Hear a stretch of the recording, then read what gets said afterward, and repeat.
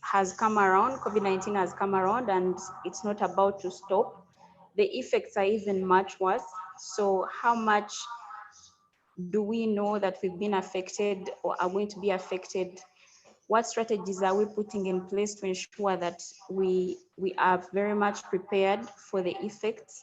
And also, what actions can the various stakeholders take forward in their programming and ensure that we are able to combat the impact of COVID-19 and the lockdown as well? I also want to appreciate everyone who is tuning in, not from the West Nile region, because this is a learning. I'm sure everyone, even within Uganda, these are the very effects that we could be having as well in the whole country. So I wish everyone a nice deliberation. Continue sharing this wherever you are so that we have so much online engagement and we reach so many people. Chat with us. As you can see from wherever you are, there's a chat in case you want to say something. There's a chat. You can always send a message to us and we shall be able to share some of the messages during the broadcast. And then also you can still engage with us on Facebook. We shall be able, but also on YouTube. So kindly engage us from wherever you can. I would also like to now, I think, hand over to the moderator, Mr. Onesmus Odralega, to be able to take us through the program. And then, thank you so much, Mr. Onesmus. You're welcome. Thank you very much, Claire, for that very warm welcome. Ladies and gentlemen out there, you're welcome to this webinar. And I want to quickly get through the program. The 2 hours that we're spending on this will move as follows. We have done the introduction. Shortly after inviting the panelists, the participants, then we'll get to the keynote address speaker. We have the keynote address speaker. Then after the keynote address speaker, we have a team of panelists. The panelists will come shortly after that, and we expect them to take 15 minutes each, or about 20. And then that will now take us to our commentary. We have some commentators. They come up with some comments on this topic, the perspective, case issues of Moyo, Adjumani, Nebi, and elsewhere, Koboko as well. So these friends are there already waiting for the time to come. After the panelists, they come with these commentaries. Then we'll open up for some other attendees and the chats that will come. I know Claire and Boniface will take note of emerging issues and then quickly get this out so that we can discuss together as the issues emerge. So I want to wish you all the best during this time and keep tuned. And this has been live on Facebook and also other PICOT platforms. So we thank you so much for the organizers of this very important webinar discussing a very pertinent issue affecting us in this region. So friends, now I want to welcome and introduce our key guests for this webinar this morning. We have the keynote address speaker, our guest speaker, none other than Madame Gertrude Badaru. Gertrude Badaru is a staff of Arua District Local Government, holding the position of District Agricultural Officer. She's a very senior agronomist with expertise and vast experience of over 30 years in the field of agriculture. You know very well our livelihood as Ugandans largely depend on agriculture. And there's no mistake of getting Gertrude to be the guest speaker on this. Gertrude, you are welcome. Yes, so Gertrude is there with us. Then after Gertrude's keynote address, we will now invite Moses, as studies have been done on this topic by very many actors. And these studies, Moses and Ken have tried to get all these studies and put them together. And today we have the privilege for them to give us the issues that are rare on and the key impacts that have been found out as a result of this study. And then what strategies can we formulate? And finally, way forward and action plans. So shortly we'll find them come. So Moses is a social researcher and is a consultant with also vast experience in management. He's an expert in governance and community education, very passionate in pro-poor. When you talk about livelihood, we're talking about poverty. So that is Moses Mandebo. He has another name I always forget, Bakole. Moses Mandebo Bakole, you're welcome to be a panelist on this topic. Thank you. Thank you so much. That's Moses. Then Moses will be followed by Kenneth Ayeyo. Kenneth Ayeyo is a staff of CEFOD, one of the key partners behind this West Nile platform, humanitarian platform. Kenneth holds the position of program coordinator and seated in the headquarters office in Arua City. He's a seasoned program specialist, he has grounded experience in refugee and humanitarian issues, and also extensive experience in livelihood programming. So such a person will enrich this webinar with ideas about livelihood and how we can do programming so that partners who have livelihood issues to do will gain a lot from your experience, your expertise. So Kenneth Ayeyo, you're welcome to be part of the panel. Thank you, Onesimus. Yes, and then we will move to other commentaries, and I'll introduce them as they come. We have William from Germany, and then we have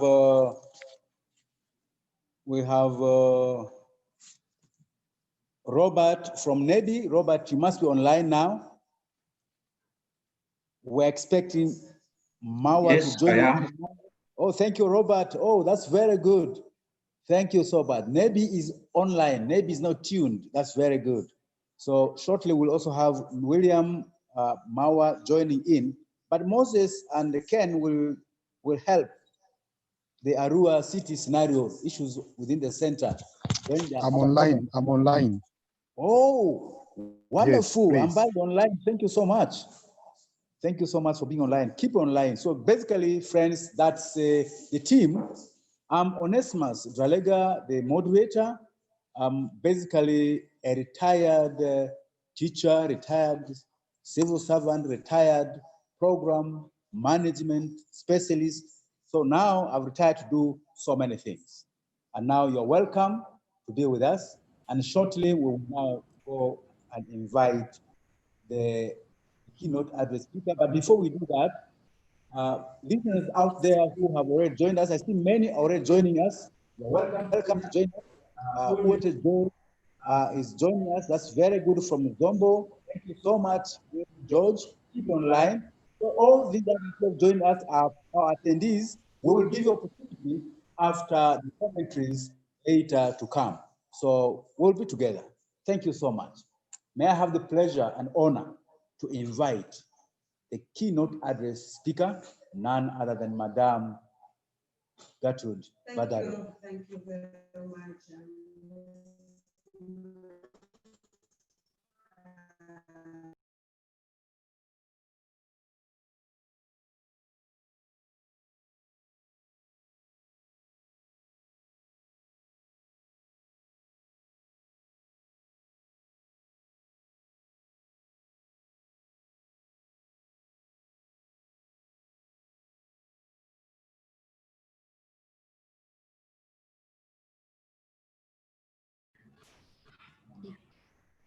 Yes, I think I'm hard now. There was a small problem. First of all, as said, I'm called Badaro Gertrude, the Senior Agriculture Officer, seasoned, and I love my work. And I want to thank God for everything, for the organizers for this program, for making me also to join them, reaching many people at this short time. As a speaker now, I want to say that in West Nile, we have been rated second to Karamoja because of our poverty. Now again, COVID-19 has come to join us. It is even making us more vulnerable. Now what should we do? As West Nilers, can't we open our eyes? In Uganda, let me put a small background. About 77% of population are youth. Those are below 30. And you know why we didn't die in Uganda? Because many of our population are youth. And they say COVID affect people above 45 years, the old people. We don't have much old people in Uganda. And I thank God that there is no death yet in Uganda. And I still have my people who are productive, but who doesn't want to produce. Now that COVID has come. Then 64% of youth between 18 to 30 years are unemployed. And if you see that percentage is too high, basing that Uganda has the highest population of youth, we are not employed. How do you put yourself employed? Many people look at agriculture as a dirty job. Many people look at agriculture as for the poor people.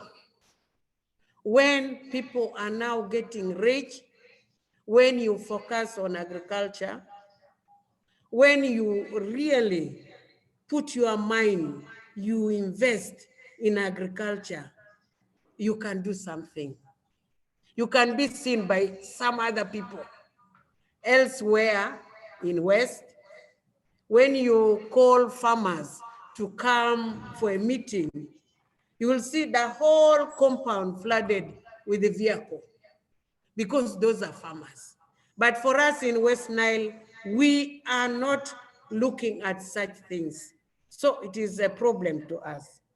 And then the population increased by 50%. If you look those years of 2001 and 6, it was 9 million. What about now? Our population is shooting, like somebody having a bow and arrow trying to shoot an animal, which is very dangerous for us. And out of that population growth, 4% per year are doing production in agriculture. Yet agriculture production growth is only at 1.5%. Can you imagine? Where are we? So which means we have a problem. We have a problem with our youth. We have a problem with our people, even the households, those grown up. Basically now, production of agriculture is left for women. Men have sat somewhere watching at women doing farm work. Are we going to grow? That is my question. I know all of you will answer. Then, however, Uganda being part of Africa, gifted with the nature, everything. We have all sorts of things. Our soils are not yet depleted.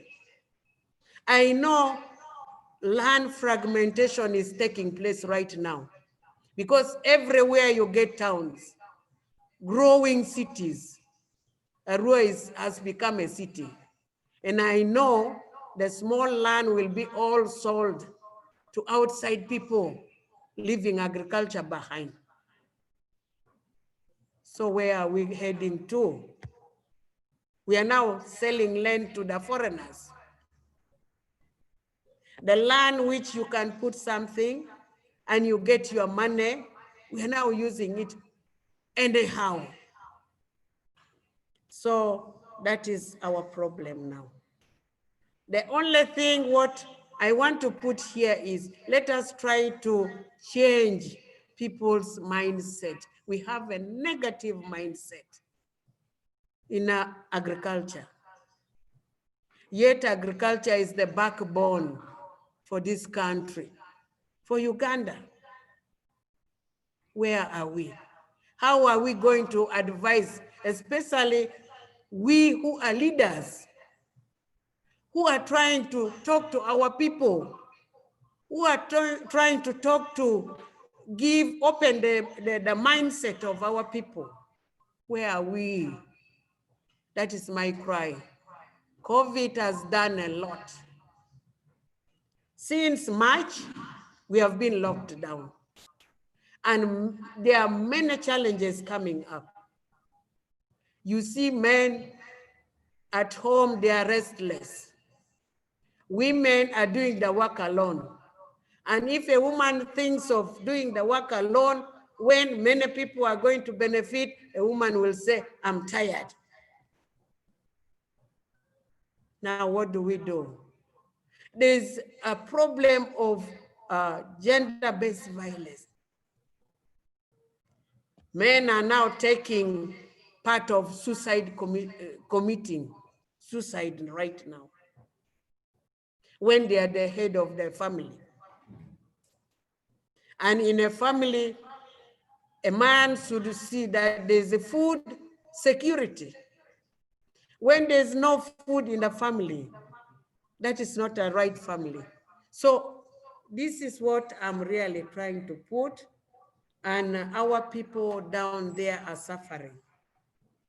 And even our partners, we have partners, especially in West Nile, where we are receiving a lot of refugees.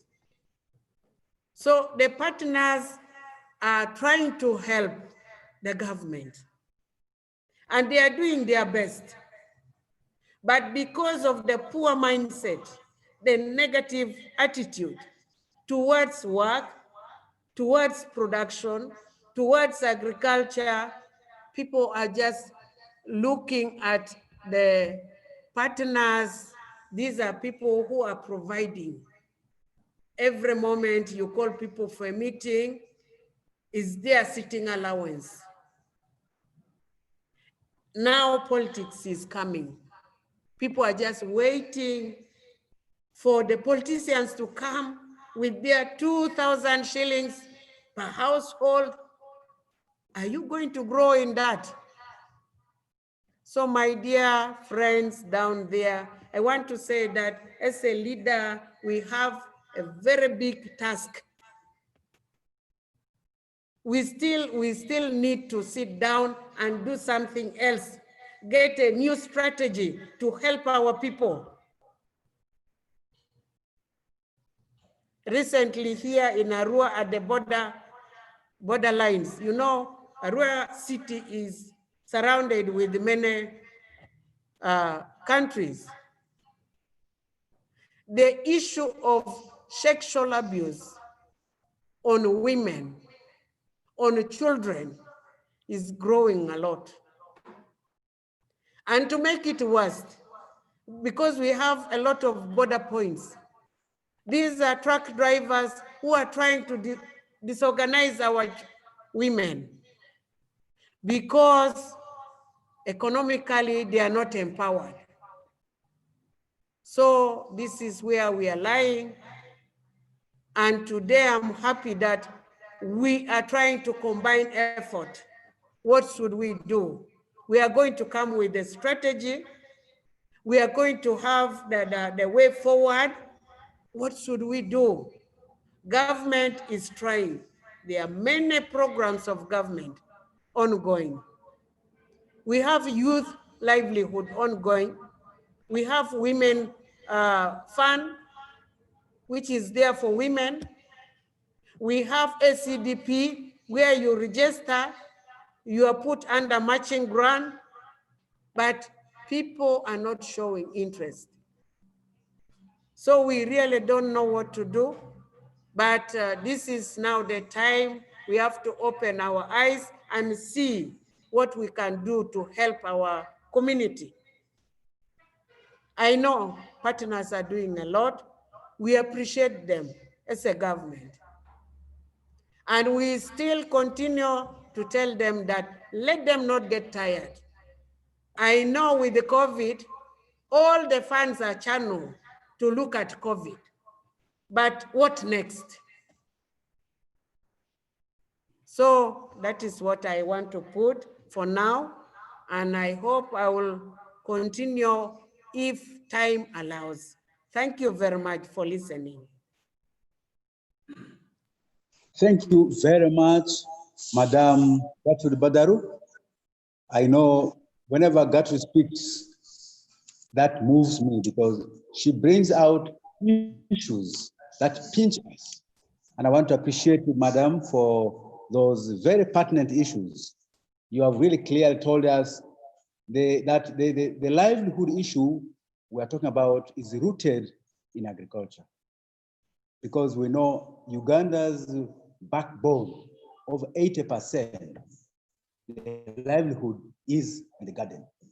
And she has raised a very important issue that unfortunately people view agriculture as a dirty game, meant to be for poor people. And looking at the population growth, she is projected from 9 million to the current about 45 million. This increase has come up with challenges. But unfortunately, Gertrude surely has not told us that even the land size will also increase in this proportion. Because I'm not aware that God has already assured us that he will give us another world that is not there. So we need to prepare ourselves. Interestingly, urbanization is taking up the places where you used to think you will go to Madiokolo and dig, it has become a town. Some of us will go to Leju, we thought that was a place for growing tobacco, vast place. It is now a district headquarters. So urbanization is taking up farmlands as well. Where are we going? She raises a big question. And importantly, gender-based violence. This is really eating on us. Gertrude, there's one important thing that we miss. Interestingly, as it used to be, the victims were mainly women. But during the COVID-19 time, most of the victims of gender-based violence are men. Yeah. Because these men have been going out looking for things and all that has been locked down. You heard in Gulu, border riders are taking government to court because 70 border have been divorced because they have not proved their worth as men. So all this is amounting to gender-based violence, eventually touching on livelihood. So friends, those are very pertinent issues, but then she has inspired us that even government has come with other partners, with interventions. They're running grants, we call it something like that. But those things are there for us, but unfortunately, either people are not aware, response is very low, and there's no interest in those things. Then what do? That's why a webinar has been organized to address these issues. Thank you so much. That we'll get back to later, but now, quickly, friends, I want us to tune our minds to have the first panelist online. And as I said earlier, we have two panelists to discuss this topic. And we'll start with Moses Mande Bakole. And Mande Bakole, you are welcome to take us through the next 15 to 20 minutes. You're welcome. All right, thank you, Onesimus. And thank you, people online. I thank God to talk to you online. I'm getting some feedback.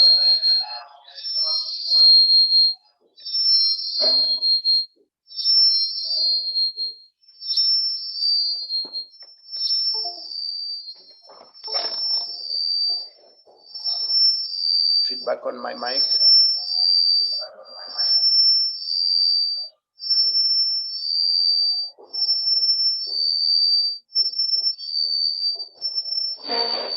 Hello? Moses seems to be having trouble connecting. I think I'm okay now. Right. Go ahead, Moses. All right, thank you. My presentation will focus on 3 areas. I will briefly give an introduction, a general background of COVID-19 and the response. And then I will look at the impacts of COVID-19 on livelihoods, and I'll make some general recommendations for different actors based on different studies, my experience, and what I've observed from other people in our surrounding. Now, I will start with this. As of today, the world is reporting 11,996,000 cases of COVID-19. And of these, 547,610 people have died. And 22.2% of the deaths are in Africa. In Uganda, we have not reported any death, but we have over 970 cases reported.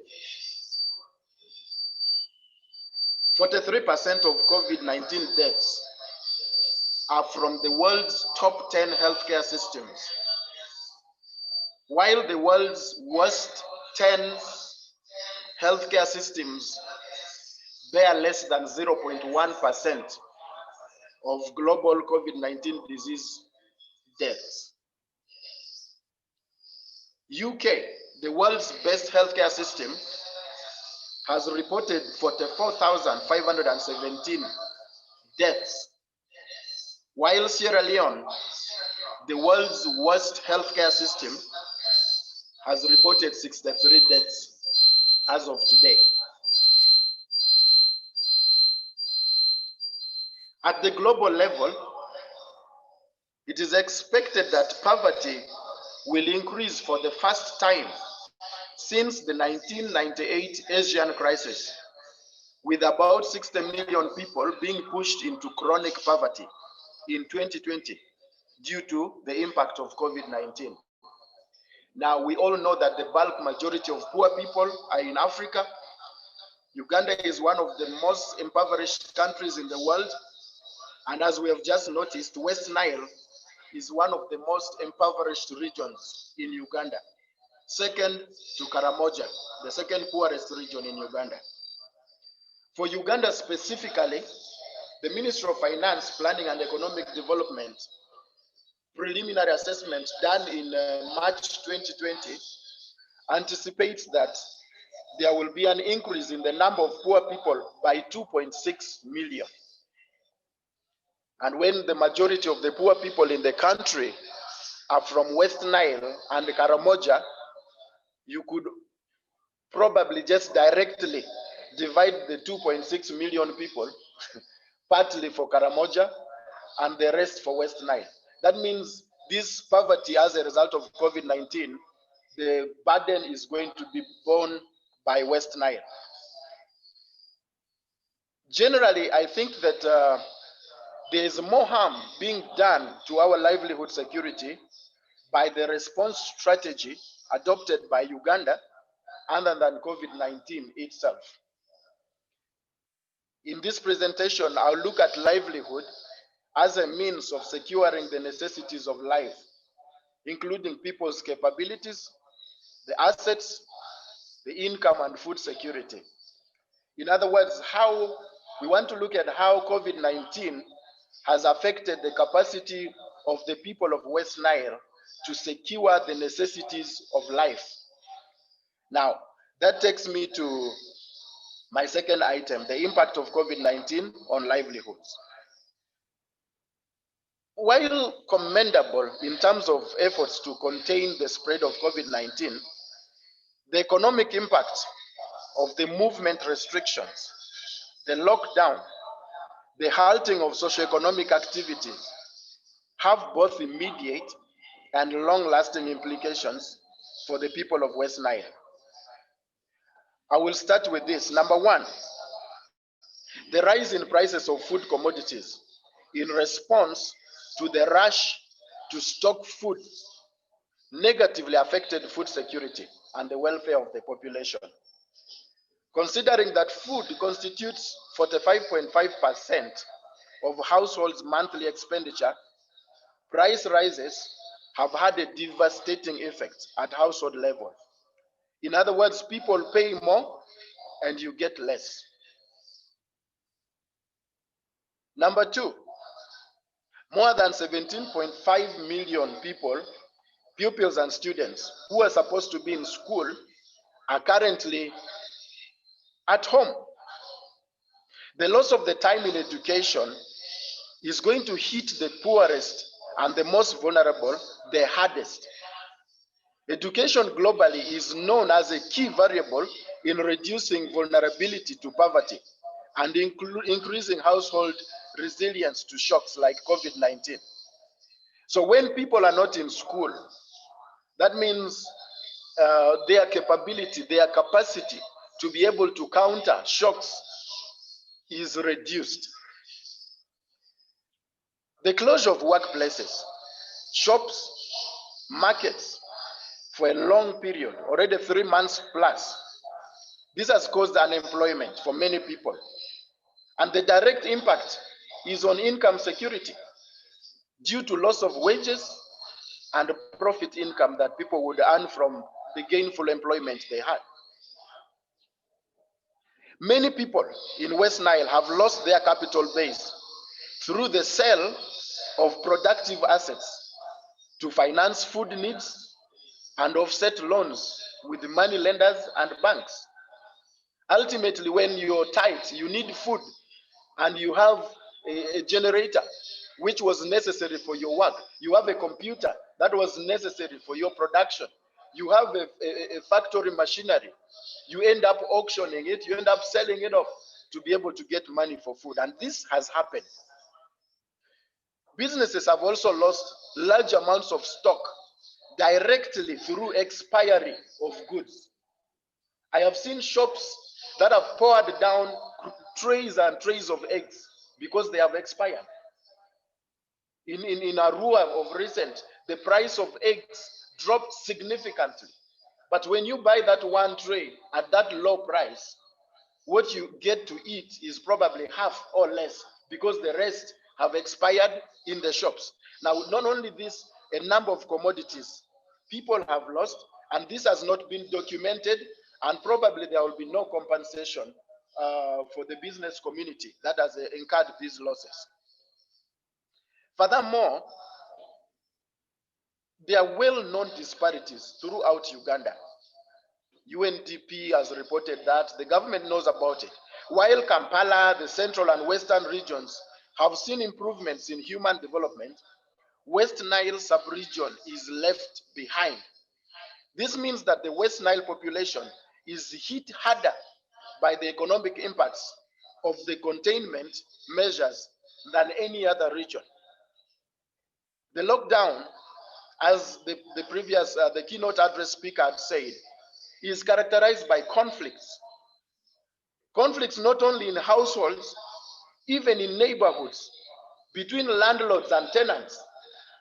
People are demanding, people who think you owe them, they are demanding for what is due to them. Now, this greatly affects cooperation, it affects planning and productivity of individuals. If I come to my office after quarreling with my landlord, my productivity is going to be very low. If I come to office after fighting with my wife, my productivity is going to be low, let alone the physical and other effects that we would have of this. So this alone affects how much we are able to output. The disruption of cross-border trade. West Nile is positioned for trade with the Congo, for trade with Sudan. We receive a lot of food supplies from the DRC. And now with the lockdown, directly that supply of foods to West Nile region from the Congo was cut. And that means scarcity. There was no replacement of what was supposed to be imported in terms of trade. Even at the same time, what our people export to be able to earn income and strengthen their livelihood security was not coming in. That is another impact. Restrictions of movement, transport, and market operations negatively impacted agricultural households that rely on market sales to obtain food stock or to earn income. If especially in the urban population, I do work and then I go to the market to buy what I need. So if the market is closed, if I cannot move to the market to obtain what I want, then definitely my household is affected. Many households did not have sufficient stocks of food to survive the lockdown. They continue to suffer the damages caused by malnutrition and undernutrition. Many households right now are rationing the available food to try and survive in an unpredictable duration of lockdown by having fewer meals a day. One or two, if you used to have three, now you have one. And that directly impacts the nutritional health and productivity.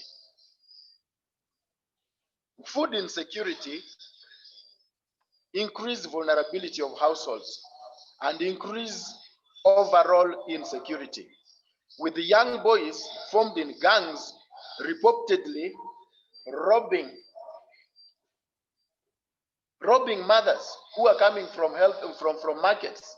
These are people who are dodging dodging the lockdown, the curfew. You find young people robbing such mothers who are coming from the markets in the nights. That has been another impact. And this lockdown also occurred in a period when local government is engaged in planning and budgeting. And some of these restrictions directly impacted the participation of communities in planning for improved livelihoods and service delivery, as well as monitoring of government projects. So agricultural production has been, of course, directly affected in that the supply chains of essential services, including extension services, agricultural inputs, transport and operations of people's groups, these were all rendered dysfunctional. So these are some of the key impacts of COVID-19 that I was able to single out for this purpose. Well, I will go to the last segment of this, the recommendations. I will start with very broad recommendations. It's my opinion that the government needs to ease the lockdown in West Nile, especially the markets, the public transport, border business, and the worship places to allow socioeconomic recovery from the damage that has already been done. COVID-19 should be handled using localized lockdowns. This is the traditional means that we have always used over generations. And priority should be shifted to eliminating the more dangerous and prevalent disease burdening the region, especially malaria and hepatitis B. Number two, government and other stakeholders need to prioritize other directly affected sectors, especially hotel, tourism, logistics, and manufacturing, for fiscal stimulus to protect employment income to individuals that are employed within these sectors. We also want to see promotion of local production and storage of food surplus to minimize dependence on food imports and external agricultural inputs, especially seeds and other planting materials. I look forward to advocacy for increased government budgetary allocation to health sector, to education, and to agriculture. We could go into the specifics of how low the current allocations are, but due to time, I will not go into that. I'd want to see advocacy for a multi-stakeholder special program for the recovery and the rehabilitation of West Nile from not only the impact of COVID-19, but the rising poverty. I also want to see government operationalize a national food reserve in especially the West Nile region, with direct funding from the Ministry of Finance, Planning and Economic Development. We have had this presented to the ministry in different fora. I hope they will heed to it, especially after this COVID-19 hit. And also want to see government mobilizing additional resources to fund the COVID-19 response. And where possible, avoid diverting and diverging funds from other ministries earmarked for development, so as to prevent the derailing of the development objectives and the cushioning of livelihoods. Now, these are at broad level, but at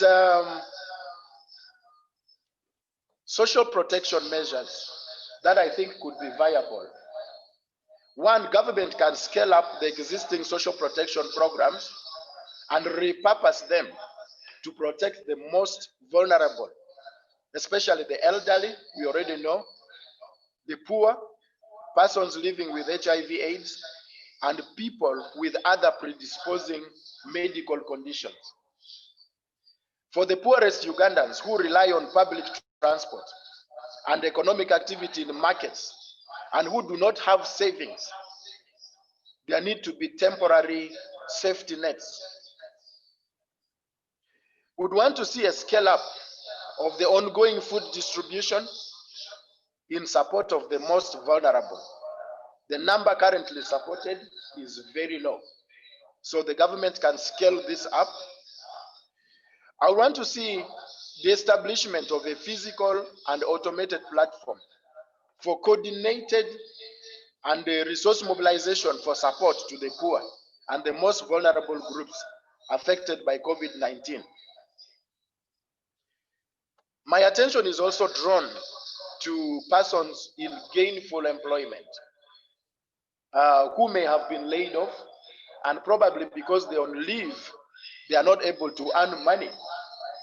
Can government come up with options of paid leave to support them so that they can be able to cater for their livelihoods?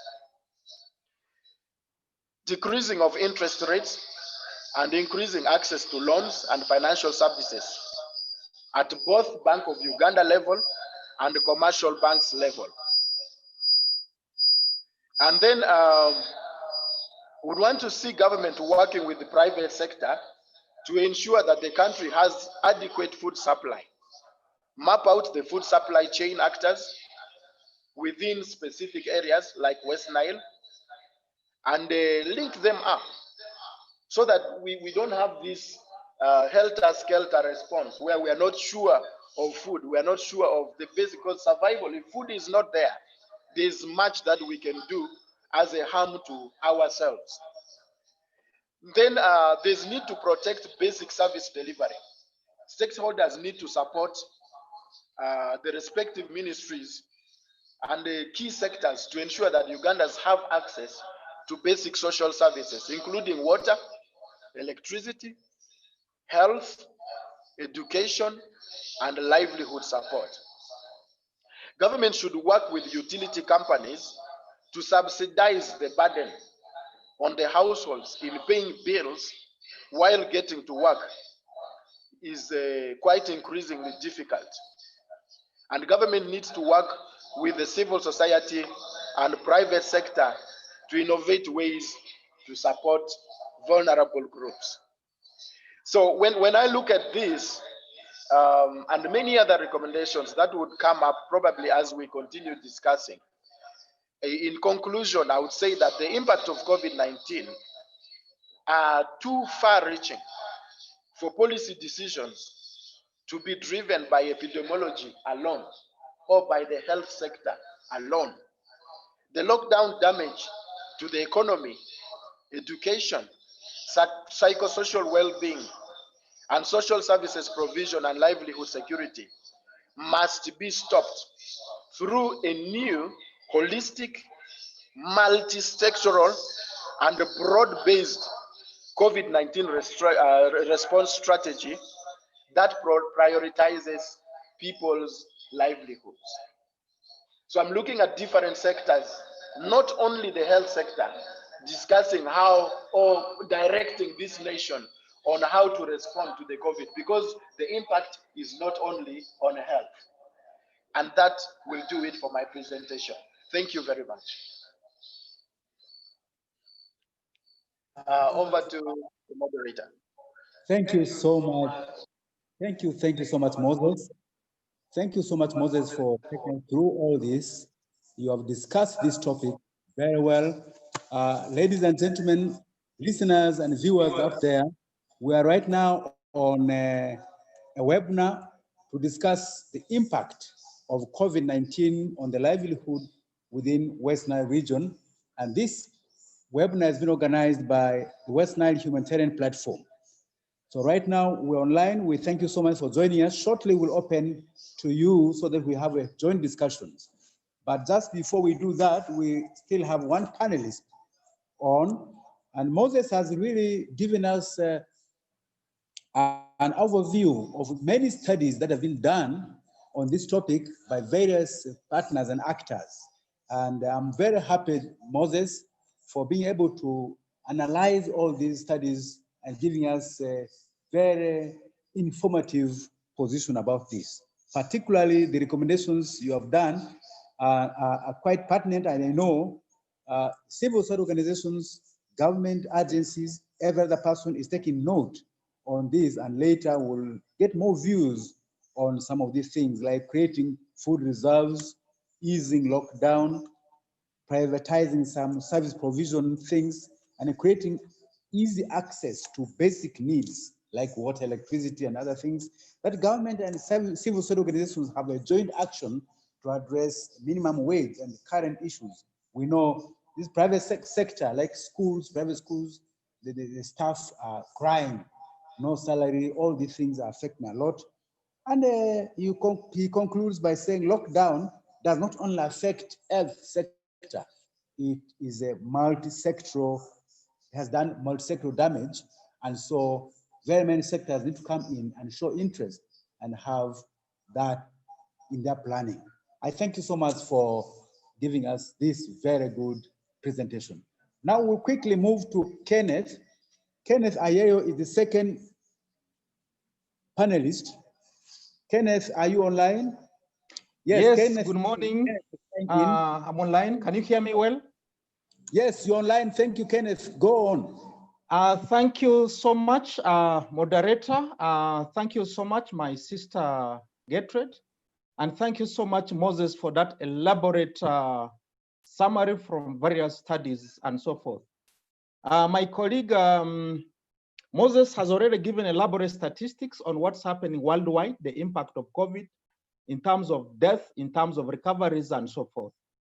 And in Uganda, as of today, 9th July, we have got 977 confirmed cases of infections. And interestingly, out of that, 904 cases have recovered. And for the good, we so far have 0 deaths. So I think we should be appreciative to the national leadership and the local leadership in terms of putting in place restrictions and measures, policy directions, and so forth in controlling this. But unfortunately, our own population seems to be taking this 0 death for granted. And I can hear some people, quite a number of them from our own villages and so forth, disputing that this is not a risk. I want to affirm that COVID-19 indeed is a risk and it kills. I'll restrict my my submission to the issue of disruption on economy. Moses has already given elaborate impact of COVID-19. I think I'll just touch on a few that are similar. Just before this webinar, I reviewed about 3 papers authored by, commissioned by WFP worldwide, a study commissioned by UNDP in Uganda, and also a study commissioned by PricewaterhouseCoopers. These are professional accountants in the country, audit firm. And the conclusions come to the same. Worldwide, there has been increase in acute hunger. I think my colleague has already touched that. There's a growing risk of hunger as a result of lockdown measures. And this in Arua particularly has come to a common saying that we either die from hunger or we die from COVID virus. I think this is a big disruption. On our economy, there is a general retraction and fast decline in economy in all sectors. Be it agriculture, be it tourism, be it manufacturing, and so forth, which my colleague Moses has alluded to it.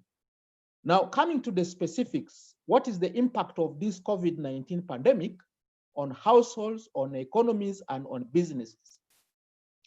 It's clear families are losing their incomes, including living on hand to mouth, dependent on unprotected informal daily wage. For example, there's a lot of disruption on a lot of our people who are operating in informal economy. There are quite a number of people who are operating in informal economy, like our borders, quite a number of them. Like our mothers who are spending their living from the market, from the roadside sales. Their economies, their businesses have been disrupted. And this is a very big impact.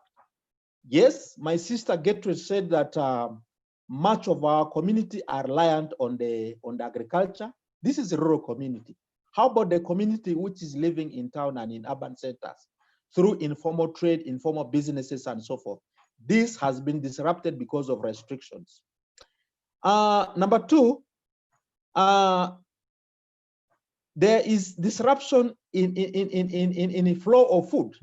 We used to have a lot of food from Kampala. We used to have a lot of food from places like Zombo and so forth and so forth. But this has been severely reduced and disrupted. As a result, people's ability to access food, healthy food, has been disrupted, and that's why there's a growing tendency of acute hunger in the sub-region. And of course, when there's no food in the house, my colleagues have already alluded to the fact that there's growing tendency of GBV, gender-based violences, resulting because of food, because of people living together in the household and so forth. There's a ban on the open market for food and livestock. Most of our open markets here, like Kubala, like Zeu, like Paida, and so forth, like Jupala and so forth, these were banned initially. And in addition to movement restrictions, local food supply chains, this is giving us a lot of problems in the communities, especially how they are able to earn their livelihood and so forth. Further, government restrictions that required citizens to stay at home for some time as a policy measure to contain the spread of virus remain the primary source of economic havoc. So the main point here is that restrictions are causing disruptions in businesses, in agriculture, in farming, and in informal trade. The unexpected loss of income, just like my colleague said, has led to people beginning to spend on their much-earned savings. Savings are getting depleted. Farmers are lacking money to buy agricultural seeds. You remember the period when COVID-19 came, national restrictions was put. This was the same time the rainfall season was opening and planting season among others. The shopkeepers need to decide now how to fill themselves, and yet they cannot get these supplies easily. The restrictions were designed without understanding the conditions of the poorest in mind. Just like my colleague said, this was a blanket restriction, a national restriction. It didn't cater how poor people earn their income, and yet they are the majority. And this disproportionately affected their livelihoods. For example, mothers who vend food in the evenings, you food deal in takeaways, these have been disrupted.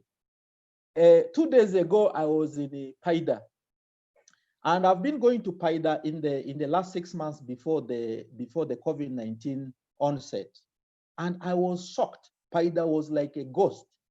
All the women, all the youths who would be dealing in their businesses in the evening, where they cook food, they are doing border and so forth. These have been disrupted. They have been replaced by security organs. By around 7 p.m., everybody is chased to go home.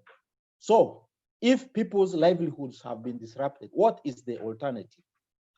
At international level, there's among the studies conducted by International Labour Organization that estimated, especially in poor countries, that 94% of the world's workforce live with some form of workplace closures in a poor country like Uganda.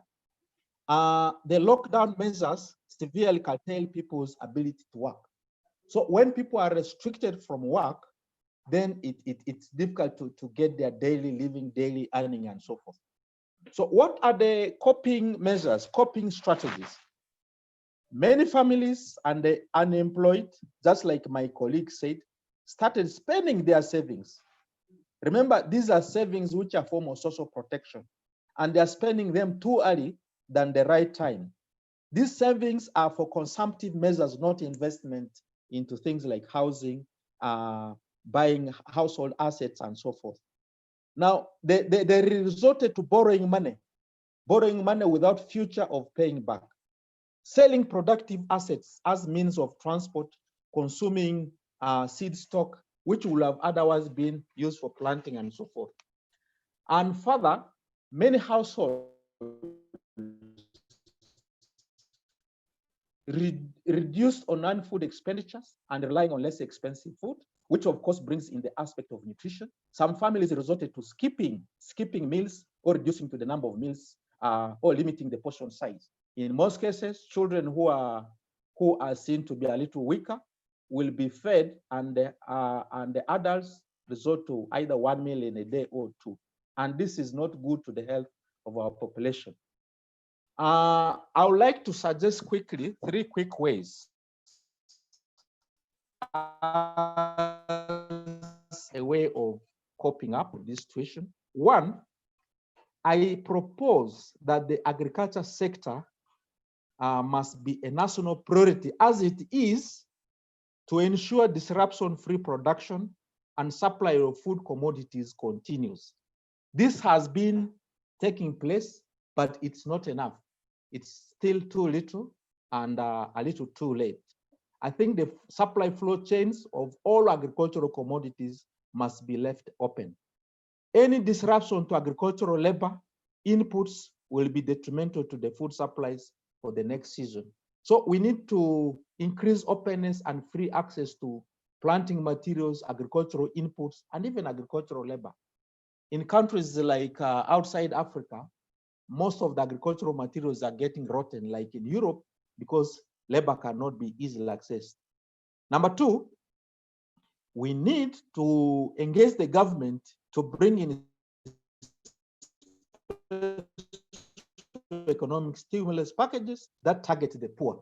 Most of the economic packages are targeting the formal economy, like industries, those that are informal businesses and so forth. But remember, our people are majority in the informal economies, like small business financing and giving grants to with low interest loans could be a possible action to get out of COVID or to mitigate the impact of COVID.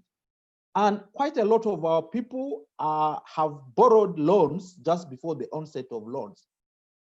We need to engage government to reschedule these loan repayment obligations without declaring borrowers as defaulters. Many banks have tendency to do that.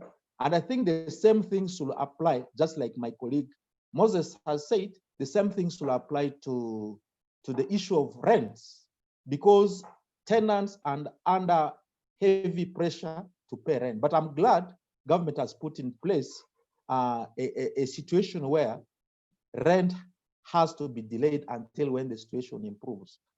Finally, I would like to propose that in Uganda, we have the social protection, and this now needs to be universally rolled out. We have what is called SAGE, the Social Assistance Grant for the Elderly, so that they are able to buy food in these difficult circumstances and other basics of life. Unfortunately, Arua district missed the target of SAGE in 2019. In Uganda here, in West Nile here, Koboko is already on SAGE, Yumbe is already on SAGE, and the Koboko is already on SAGE. Arua district, which was supposed to be on SAGE in 2019, missed that target. And our elders are dying just because they cannot have basic access to food. In addition, I propose that other social protection measures, such as a public works program that could help our mothers, a cash for work that could be targeting the women and vulnerable people, will go a long way in cushioning our communities against the risk of income losses. And I'm quite sure, and I'm aware that many NGOs are doing this. Government is already also doing public works program and various projects like NUSAF, but this needs to be expanded so that majority of our people are benefiting in the absence of other social protection measures like SAGE. I thank you very much. Thank you for listening. Thank you very much, my brother Kenneth, for taking us through this. Viewers and listeners out there, as you have just joined in, some of you must have just logged in. We are on a very important webinar organized to discuss the impact of livelihood, impact of COVID-19 on livelihood within our region, West Nile. And we have had the guest speaker. The keynote address was given by Madame Gertrude Badaro, the District Agriculture Officer, Arua District Local Government, who is a senior agriculture officer with a vast experience in agronomy and issues to do with agriculture. And we have just ended with the two panelists on the topic, Moses and Kenneth. Now these two panelists have unpacked a lot more of those broader issues that were raised in the keynote address through a study that was conducted by various actors. We are very happy that they have been able to bring this to our attention. Very shortly, we'll move now to our commentary. We'll get the regional perspective. We already zoned the West Nile into various zones. The Nebi, Pakwat, Zombo, that zone, the southern part of it, will go to Sunrise, Adjumani, come through Moyo, Koboko, Adjumani, and then probably end up in the central Arua City sub-region. So now, quickly, I want to give an opportunity to some of these commentators to just give us a quick view affecting their particular regions. And please, you are given only 10, not 5 minutes, 5 minutes, not more than 5 minutes. If you can take us in 3 minutes, well and good. Because the number of attendees who have joined, we want to discuss the important thing as well. Over 20 people have already requested that they didn't participate. So can we have it was long. Then I came back. I went back last year. Hello? Then resigned.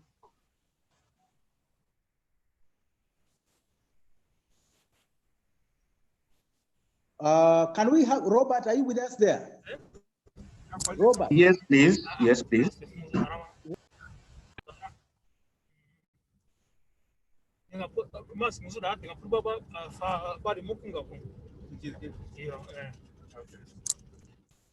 Sorry, there's some noise behind.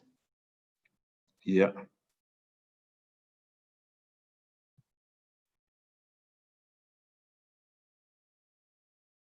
Hello. Hello. Yes, Robert, please. Yes, Kenneth. Yes, Robert, are you online? Yes, I am. Please, Robert, kindly go ahead in 2-3 minutes. Give us the perspective of the COVID-19 and its impact on livelihood, the case of Nebi, Pakwat, and Zombo. You're welcome. Thank you so much, Onesmus.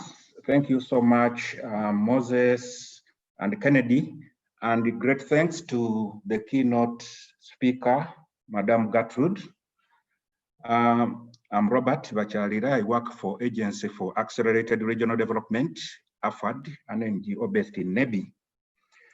As far as COVID-19 is concerned, we have had a lot of things going on, and I will mention some of them. One major thing that we are not seeing is that the household population has gone up in most of the households as a result of the urban-rural movement of the population, the people who lost their jobs, the people who lost their pet businesses in the different towns, including Kampala, had to move back to the villages to add to the pressure of the already bad livelihood that is there, and that has made the matters even worse. Secondly, when you look at the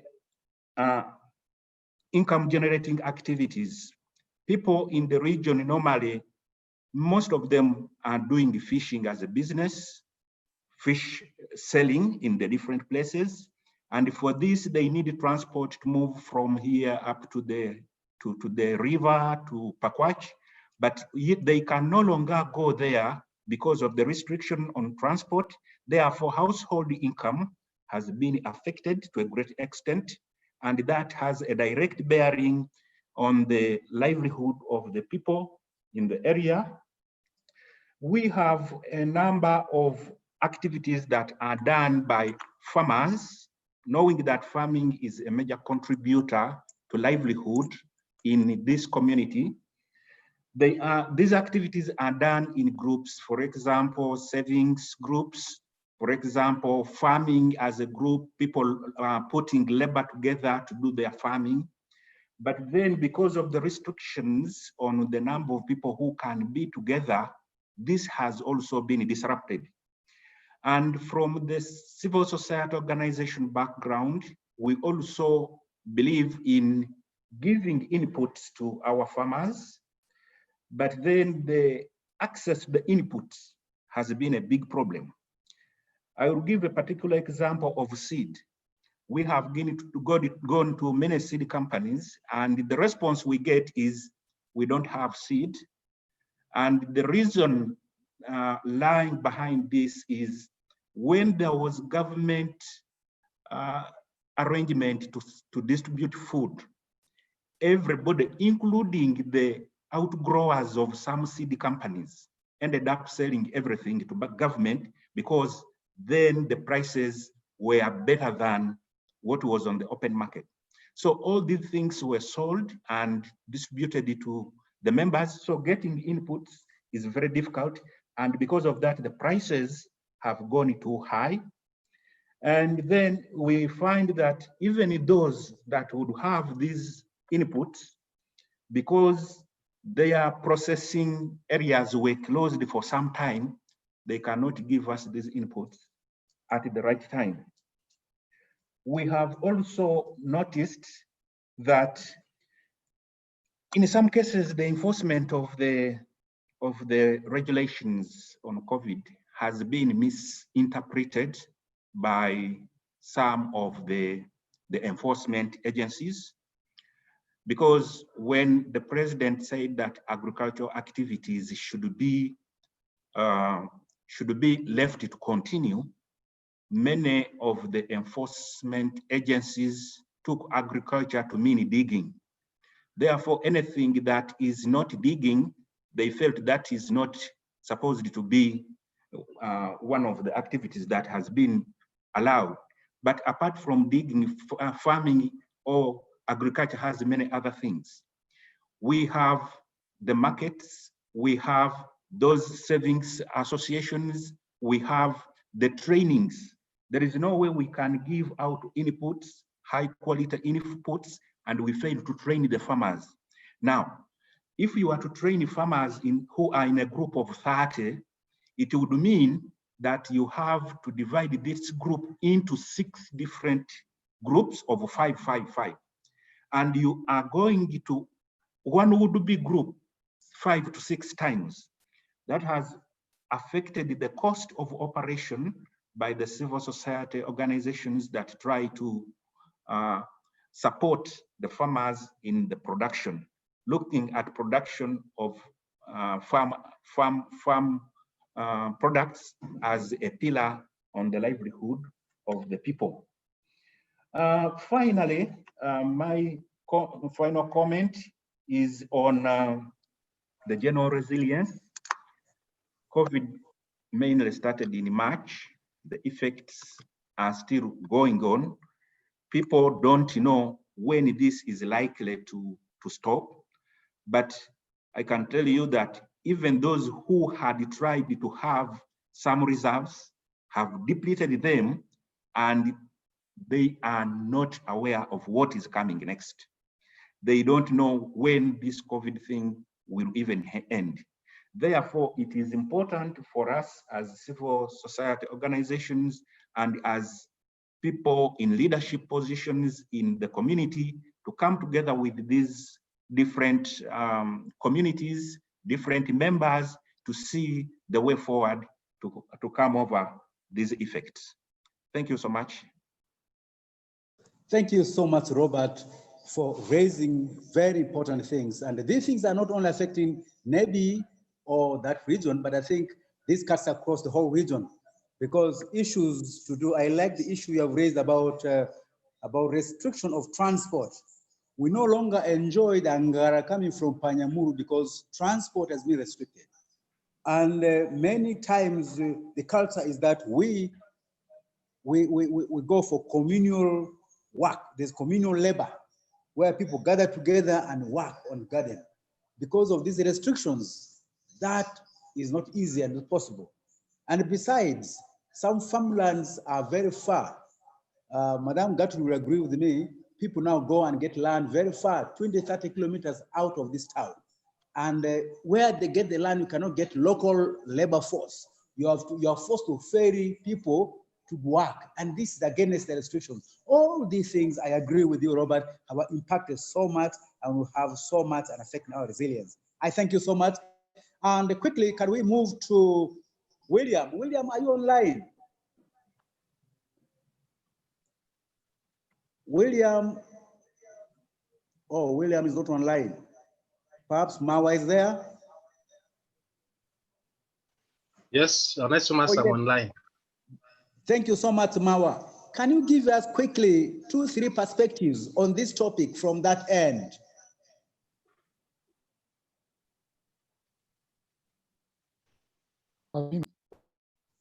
Hello. Yes, Mawa.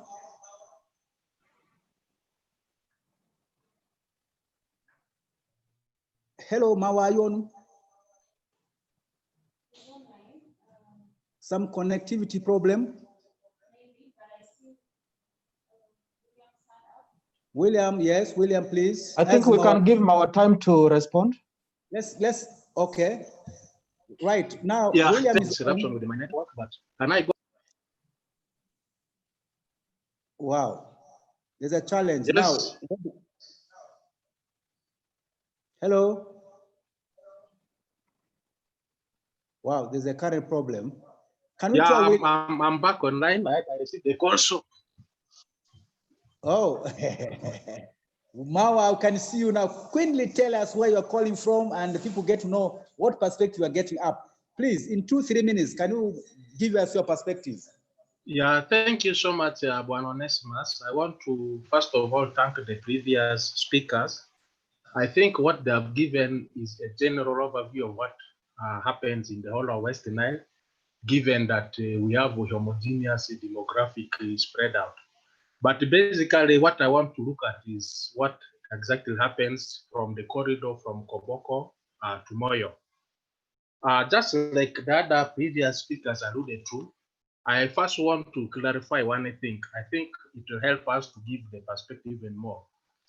COVID as an infectious viral disease, I think, has less impact on our livelihoods.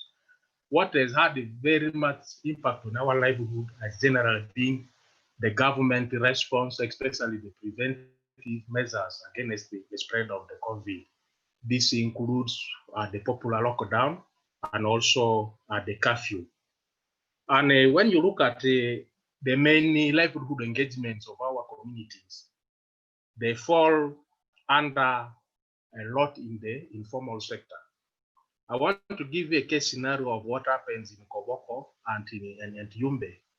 When you look at the population segregation, you realize most of our population, like the key speaker noted earlier on, that we have a young population, and most of these young people are not so much into agriculture.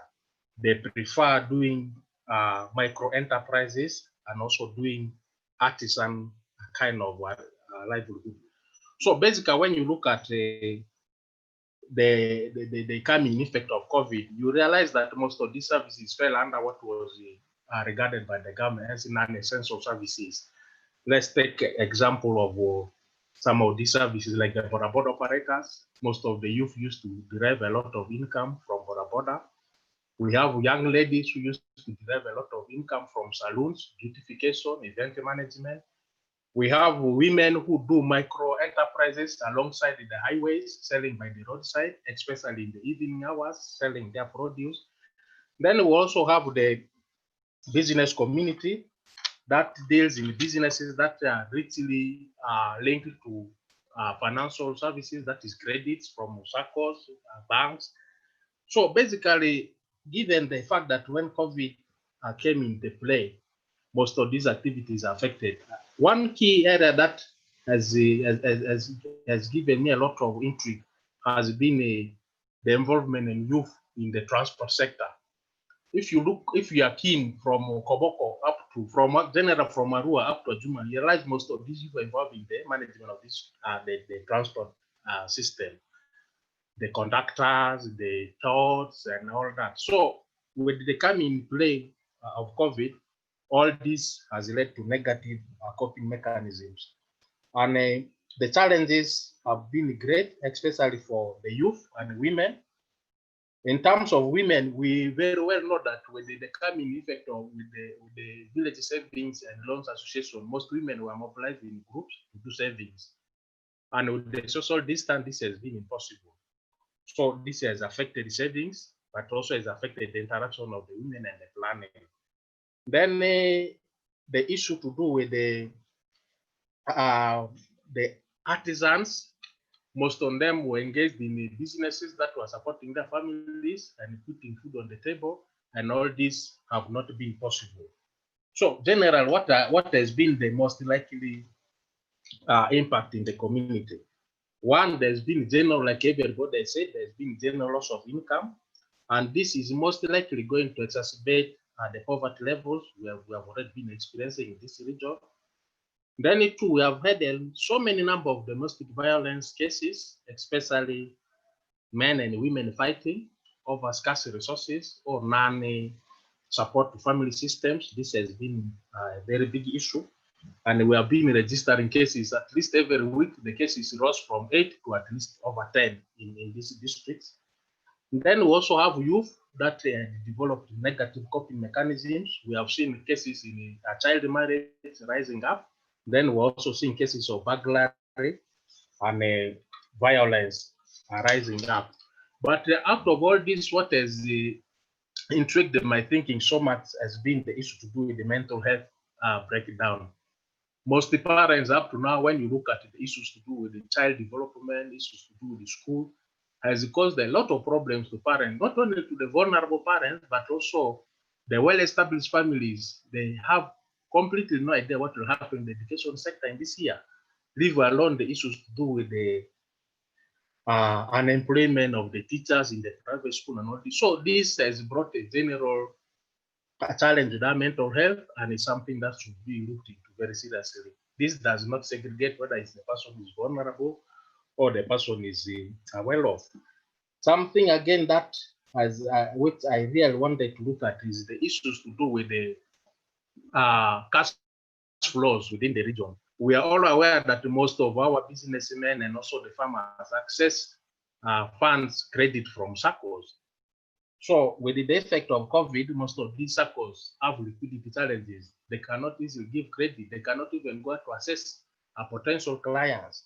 So as we talk, most of these businesses, the so-called micro enterprises, have challenge, and chances are there that, like Moses proposed in his recommendation, to revitalize them may need a very serious stimulus to bring them to the level where they exist. My last issue will be looking at, when you look at the impact from the both perspective from the formal and the informal sector. I think the informal sector, which has been the driving force within the Western Nile economy, has been more hit by the impact of COVID as opposed to the formal sector. So I think whatever mechanisms or strategies or mitigation measures we are going to design, we should now put a lot of focus on it, the informal sector, the youth, and women. So basically, Bwana Onesimus, that is my submission, and I'll get back later. Over now. Thank you. Thank you so much. Thank you so much, Mawa. Mawa has given us the perspective of the Upper Nile, the northern part of the West Nile region, covering Koboko through Moyo, which has been very pertinent, and have some quick things that he has brought in, apart from what has been said earlier, that apart from the visible things that we see, the mental health is so much affected. There's a lot of emotional impact and psychological impacts. So according to Mawa, if we're not careful, we'll see many mad people later after this than we see now. That's really true. We'll get other perspective later, but probably want to get the last from the eastern part of the region before we come to the center, Arua City. We want to get to William from Germany. William, are you there? Yes, I am. Oh, thank you, William. Can you quickly give us your comments on this topic in the perspective of Germany? 2-3 minutes. Thank you. You're welcome. Yeah, thank you so much. And thank you, previous speakers. Thank you, those who are online and on other various platforms. It is very interesting that we are talking about the impact of COVID-19 on the livelihood of the people of West Nile. Maybe what will instigate us is, to me, I think we are doing what we call a Pentecostal kind of discussion. You see, when the Holy Spirit descended upon the disciples or the apostles of Jesus Christ, what happened was everyone started speaking in his different language. This is exactly what we are talking about, because we seem not to be understanding what COVID is. You know, we are talking about its impact. Then we need to look into government responses into this impact, or government responses towards COVID. We think COVID is more in the health sector. We have forgotten that COVID is a social issue that does not only require the health expert, but it needs holistic approach for us to understand the magnitude of its impact on us. So I think unless we try to draw a line through these kind of thin realities, we end up being in a mix of this Pentecostal kind of, engagement. But leaving that aside, if you look at what instigated this lockdown we are in, what is the architecture of this lockdown? Is it scientific? Is it political? Is it social? Is it economic? This is now where the realities are visibly realized. In West Nile, and specifically in Adjumani, is not far from what my other colleagues have said. I think if I go into their shoes, it will be repetition of, it's the same kind of impact, but speaking it in different languages. I want us to look at ourselves in terms of, yes, we are talking about livelihood, but what are we producing as West Nile that creates the identity of our livelihood? Has West Nile ever holden a principal livelihood criteria, a principal livelihood drive? We are hosting thousands of refugees. How much are we giving to the refugees in terms of our economic realities?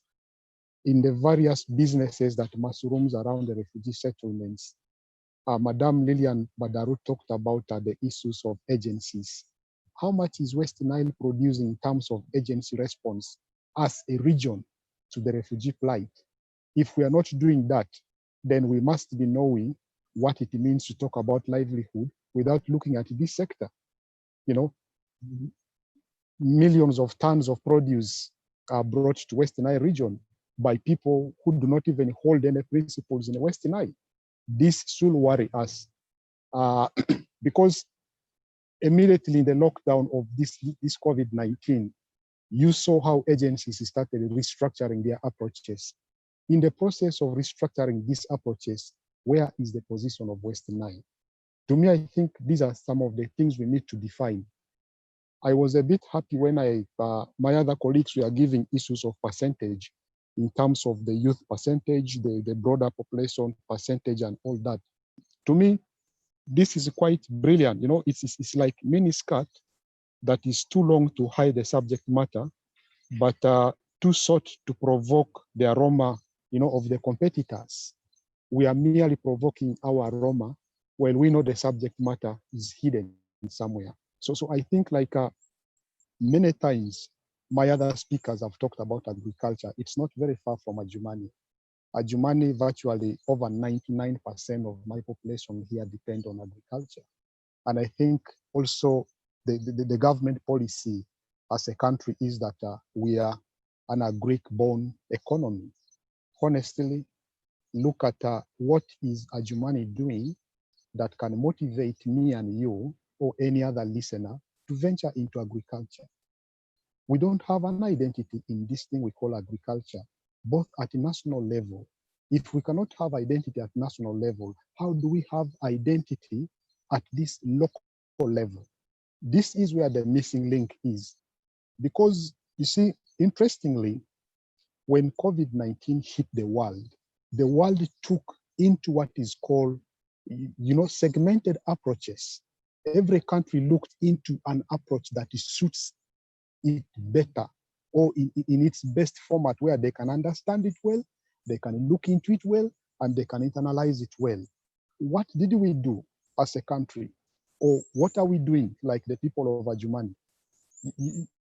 Look at this idea. You see, we are in a decentralized kind of economy, decentralized kind of, you know, government. But I think decentralization, in my humble opinion, happened once in this world. That was when God, you know, gave his powers to his son, Jesus Christ. And to me, Jesus used that power maximally because it was really a decentralized kind of system. But look at our decentralization system. The immediate impact of COVID-19 on our economy started when we started seeing mishaps in budgets, mishaps in local budgets, mishaps in national budgets. If we cannot query these things, because any mishap in a budget directly impacts on you and me who are here in West Nile. So we have become victims of our own design in terms of this mishap in budgets. Let me first go specific. You read about, you see, this money for members of parliament and the rest of it to be put into district accounts so that the district could use it to have responses in COVID-19. Then technically or skillfully, these monies were reverted back to the, you know, the central management systems. Now, how much, where did we track it from the central management system? How has it gotten back to us? So that we proudly talk about our economy, we proudly talk about our livelihood, like in Adjumani. You know, these are where the missing link is. If you look at the nature of this lockdown, many of our people are not involved into these businesses where heavy trucks are allowed to move with the goods and other kind of, you know, realities. Now that alone has objectively distanced the people of West Nile from the business, because my neighbor sells a soap where he needs to go and buy pieces of soap, like around 2 kilometers at the town center. Then he comes near my home and he sells these pieces of soap. These kind of businesses cannot survive in this kind of environment where the lockdown is effectively being managed. How are we managing this lockdown? We are more into security. We are more into intelligence. We are more into things that we don't question. So to me, those things that we are not allowed to question You cannot question an LDU, beating someone on the street. You cannot question the security agents coming to ram you up. Now, if these are the things we cannot question, then where is this economy we are talking about? Where is this livelihood we are talking about? These are some of the things that has gravely affected us. Just as Mawa said, our approach towards COVID-19 is the biggest challenge. The challenge is not COVID-19 per se. To me, if you look at how the security has ravaged its flow across West Nile, you can clearly see the impact. Then let's look at another angle as being an agriculture backbone. In Imoyo, in Ajumani, in Ikoboko, how many trucks have been arrested with the logs that are illegally harvested on our land? Look at what is West Nile exporting outside its region. For God's sake, we must be ashamed. It must frighten us. You know what? We are transporting environmental abuse. We are very proud transporting environmental abuse. Nothing less, nothing much. Trucks come in, trucks leave with the charcoal, trucks leave with the logs. Then we claim we need to attract our young population, we need to attract our middle-aged population to venture into agriculture. We are still using rudimental ways in our agriculture. Can we mechanize our agricultural system? William, could you wind up now? Thank you. Now, can we mechanize our agriculture system? Because to me, as long as we don't mechanize it, we are not attracting people. Because now, if I ask my son to go and venture into agriculture, my son will ask me, but where is this thing where I'm learning from, so that I can, with a single heart venture into agriculture. So I think Madame Badaru talked about government programs. For me, it is quite excellent, but let's make a review of these programs. Is the program for us to benefit from, or the program is there for us to simply follow it as it is, just like how we go for prayers on Sundays to churches. We move there because others are there. So thank you. I think for now I can stop there. Thank you so much. Thank you so much, my brother William. Thank you for raising real practical issues. I love that we are exporting environmental disaster. What leaves this region is just bags of charcoal, logs of wood. That's all. No food goes out. All the food that we eat comes out. Very interesting. I love that. I will get back to that. And two, our children go to school, they study agriculture. What are they taught to do? A tractor, all those heavy machinery. But when they come home, they're introduced to rudimental tools. They now begin to wonder, what kind of agriculture is this? They can't relate what they are taught from school to the home-based, our circumstances in communities. Those are very pertinent issues that we need to review in our policies towards mechanizing our agriculture. I thank you so much. Viewers and listeners out there, we are basically doing well. We are getting closer, but now this was the last comment we are getting at this moment. We will give opportunity for others who have been attending virtually with us, and there are quite a number, over 20 of them. Madame Claire will quickly take us through some of those comments coming outside there. And when they raise those questions, I want to request my panelists, the keynote address speaker, the two panelists, and other people to take note of all these issues being raised out there, so that in the last 15 minutes, I will give you time to respond as we come to. It's going to be generated. We'll send it also to you. Yes. Okay, fine, thank you. Claire, okay. We are now, let's get organized. Right now, let's have Claire quickly to get us all those views out there, or any other person calling, so that we take note of all those issues coming. And then I'll ask my panelists to prepare to respond to those emerging issues. Thank you. Over to Claire now. Okay, thank you so much, Mr. Onesimus. And I would like to appreciate the discussion. Like I said, we are streaming live on YouTube and Facebook. Then we also have the chat room. And I think all the key panelists can as well access all the chat that's going on. First of all, we have participation from within the region, but we also have from all over the country, and also participation from Israel. We have Israel communicating that there is an increase in the new cases, but also a second wave, and he's saying stay safe. Then, but he's also saying that amidst the new infections, life is normal. People are going to work and students are doing exams. So maybe we could also look into something like that because life for them has resumed. How can we mitigate? How can someone, Darren is saying, how can we mitigate? How can the government make a quick intervention amidst all that's going on? Someone is appreciating Moses for the very insightful presentation. Then we also have Anyole Sunday who gave us a very good update from Mumbai. He's saying that the transport restrictions added with the harassment by men in the uniforms has caused a lot of negative impact on the on livelihoods, but he's also quick to mention that at the refugee camps, especially BDBD, have been made, especially food ratio cut by 30%, and yet land production remains a challenge for persons of concern.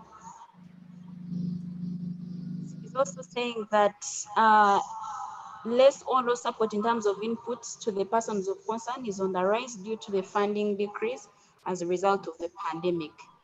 Then we also have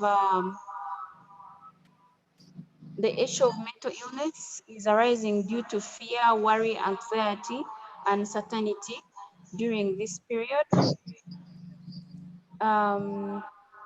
Yeah, I think this is what is coming up in the chat, but I could also give room for any other comment from especially the key panelists, what has been raised, as I also look into the comments from YouTube. From YouTube, we have let's say employment in both formal and informal sectors has been created in the community because of the lockdown. Transport restrictions, still the same thing. It's very certain, someone is mentioning that I'm very certain and I have witnessed farmers from town using the available little transport to reach farms and the villages and are being harassed. I think there are very many other comments, but I think we can move on so that we allow also the participants also say something in case they are online. Those who are online, in case you have a comment apart from writing in the chat, you can also say something. Hello, thank you. Raise your hand and I'll be able to allow you to speak. Yes, Nyakuta, are you on? Oh, yes, I am on. Yes, go ahead. Get your issue very quickly in half a minute. Okay, thank you very much, panelists and everyone attending to this.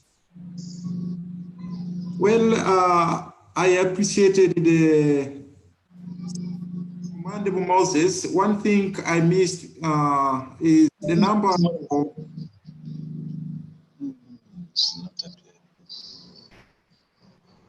Hello, do you hear me? Yes, we are online, please. Patrick, go on. Okay. But I to mute your mics. It's only online. Oh, thank you. So I would like to know from Moses if he has the figures. So far, no died of COVID, but how many people have lost their lives in hands of the security officers who are implementing the directives from the president? And is there any figure that could indicate how many people have died from other causes within this period because they could not access the basic services in the health centers or at the service points during this period within the country, maybe more specific within West Nile region. Thank you very much.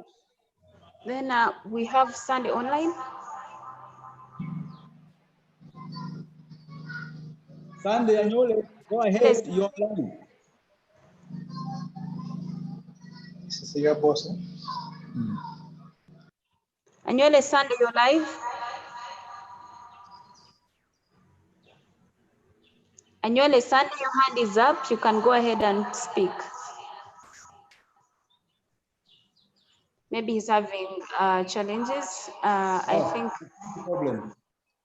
While he's on, some other person, 2 more people, 3, we then move to the closure of a number of responses to give. Nyakuta, your hand is still up. Do you have something to say more?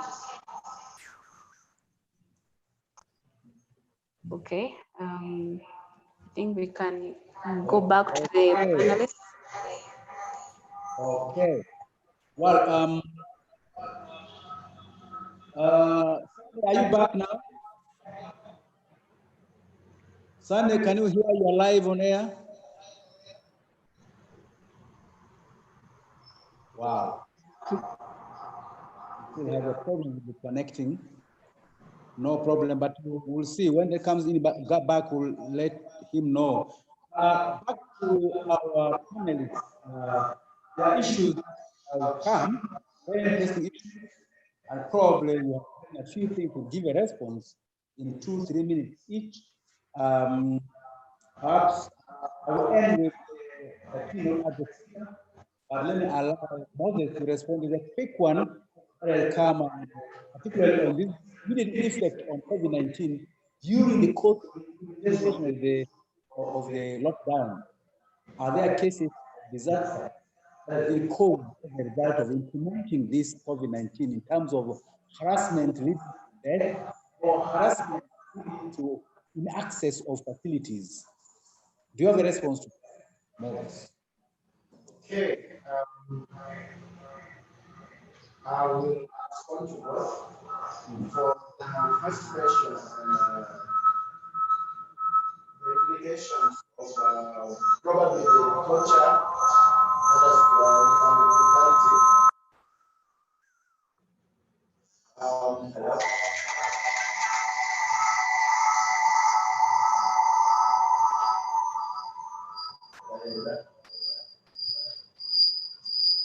Yes, you're on.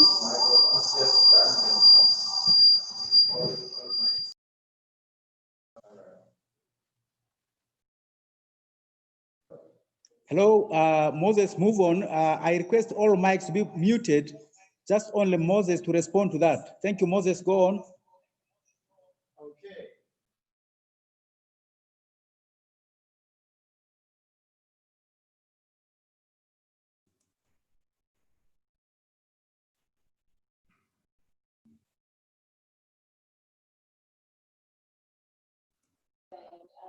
Okay, hello? Yes, Moses, you're on now. Quickly respond to this. Yes, I do not have any specific case where someone has been killed through the brutality of the military and the forces that have been enforcing the lockdown. But definitely our community, especially in West Nile, especially the women that have been ever experienced trauma in previous regimes under the military, I think the presence of the military on the roads has reminded many of them of what was before. So I can confidently say that a number of our women and our communities are actually traumatized by the presence of the military on the roads. And the children too.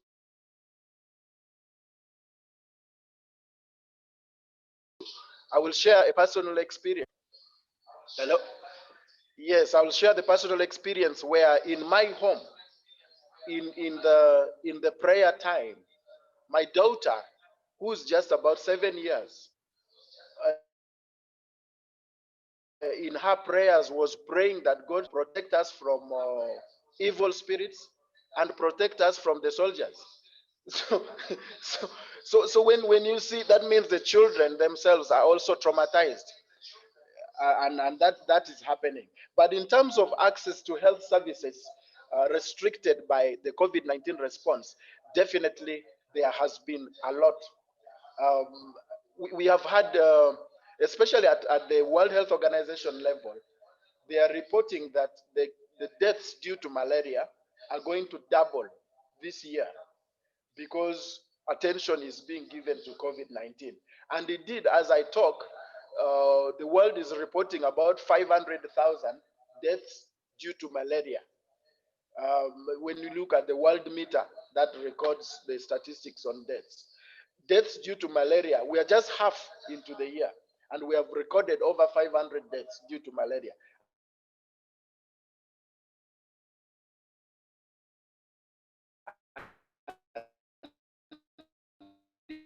Yet last year, we malaria.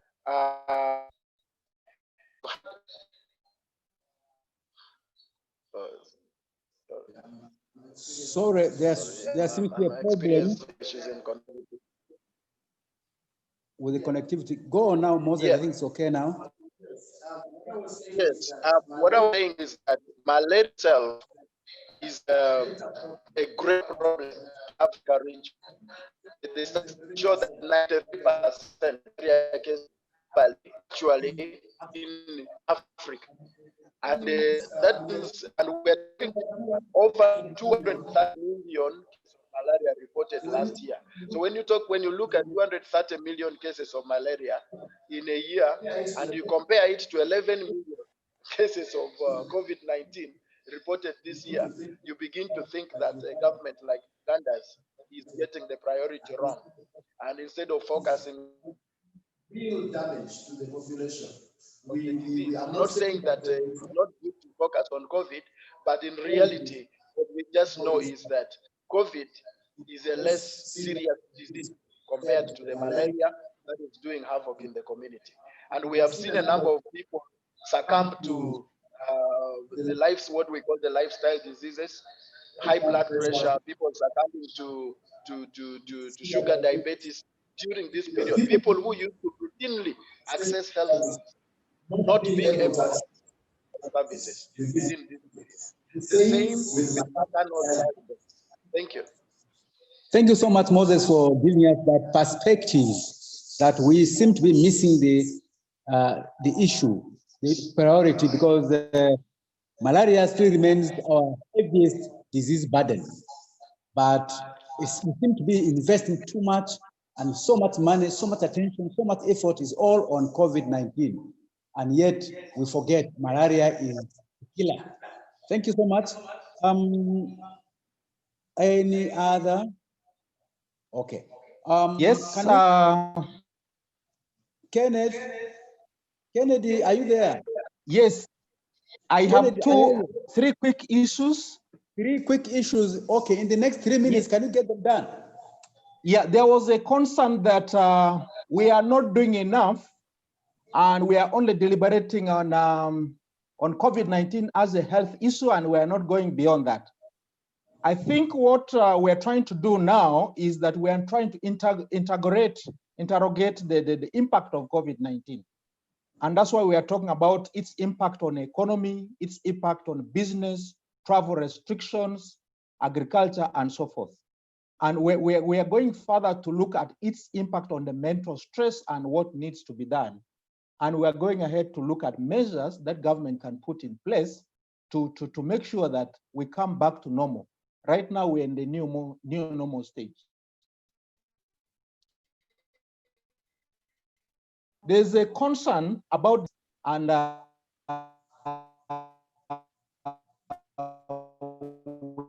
we need to get back to the drawing board. 19 impacts. I think, Onesimus, you gave that as of today. We have 977 and 904 cases of recoveries.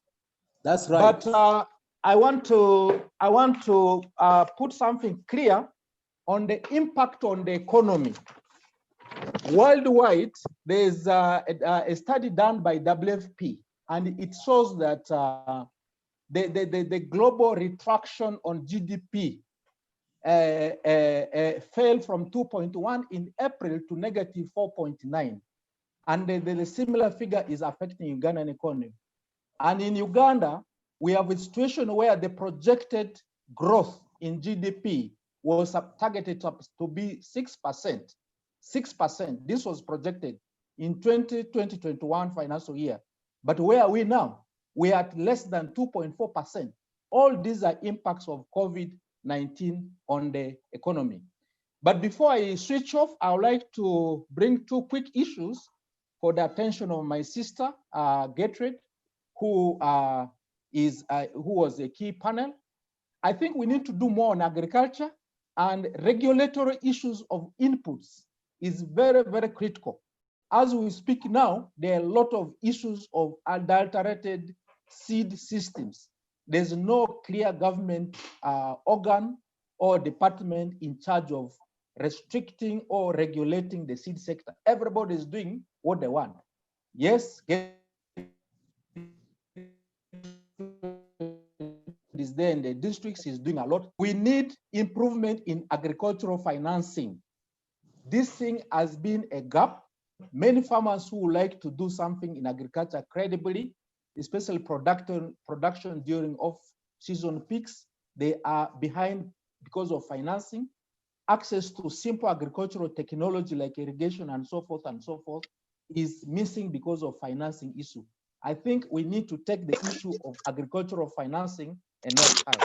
Thank you so much for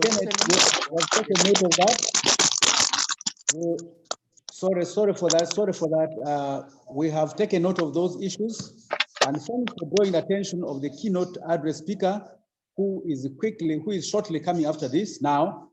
And I love the way you have observed critical issues. We still want to keep on our position that agri is the core. When you talk about livelihood, we can't miss it. Agriculture is the center of livelihood as for our region here, even for Uganda as a whole. So that's why we invited the district agriculture officer, none other than the senior agriculture officer, to just give us the keynote address. Now, I'm inviting her to wind up. There are a few issues that I know came out in the course of discussions, and probably there are a few things that has also prompted her to clarify further. I want to give her some 3-4 minutes to wind up this, then eventually we will close this webinar. You are welcome, Madam Gertrude. Yeah, thank you. Thank you very much for all the speakers. And I've had, I'm humbled to hear from you. And what I want to put here is some few clarifications. The issue of government programs, I know it came out, and somebody was trying to put it in a way that it's like moving in the church, listening every day, you come back and sit, which is true. Because basically when government comes with its program, sometimes people tend to undermine. Government will say we need groups, but people want to be alone.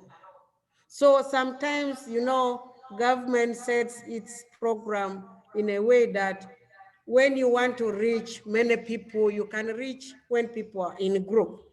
So for us as a community, we perceive it in a negative way. So that is the problem we are having as a government. And then somebody talked about rudimental. I agree with you. The rudimental way of agriculture. Even up to now, our community down there are still asking, government bring us horse. Sincerely, with the horse we shall not grow. But what I've learned during the period when I'm in service is that some of the terrain, maybe the terrain of our land sometimes don't allow some of those things. But we have been telling people who can use mechanization, like in Renocamp. I want to put example. Renocamp, when Renocamp was still in Arua, we gave them a walking tractor for their land. Their land is flat, the soil is good for that item. But up to now, this walking tractor is put inside. Nobody's using. We have a tractor hire service here, but people are not showing demand for it. So those are our challenges. What I can say here is the negative mindset, which somebody has put on himself or herself, that if I do agriculture, I will not grow. Please, that mindset is now the way we should now come as a leader to get off that. I agree with the poor quality seeds. Usually we have our companies who produce seeds from Kampala. Because the transport system is not there, we are not getting quality seeds. We are trying to train our farmers, local farmers, to do local seed business, but the number is not growing. Since people have set their mindset, it has been very difficult to move. You know, if you have animals and you have taken them to drink water, and this animal refuses to drink water, what do? You can't beat. You can't even chase him away. So that is what we are trying to do. We are looking at people looking agriculture as a business. Then the issue of agriculture loan. Sincerely, I think people are not so much sensitized, but we have our commercial banks whom government is trying to put money in those banks so that the youth can access it. There's a youth fund in some of youth loan in some of those banks. So I think it is because the sensitization is not getting, the awareness is not getting down there. So this one comes back to us now as leaders who are working for government. We need to tell the community that there's something somewhere here. But right now, the impact of COVID, we are only looking at the negative part. COVID also brought something positively. What I've known now here is even the border riders, the youth, are now going for farming. Every moment, you will get a border carrying a hoe and moving in the garden. I like that. I wish all other borders emulate those ones who are going for farming. I will be very happy because that one will mean that even if you are looking for money under border business, there must be food security in your home.